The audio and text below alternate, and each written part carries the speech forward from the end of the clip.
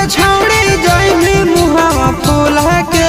भोला जी के गांजा भांग गछा देबौ तो रह जइमी बिना दूल्हा के। भोला जी के गांजा भांग गछा देबौ तो रह जइमी बिना दूल्हा के। सावन में दिलावा तोड़ी के छौड़ी जइमी मुहावा फूला के।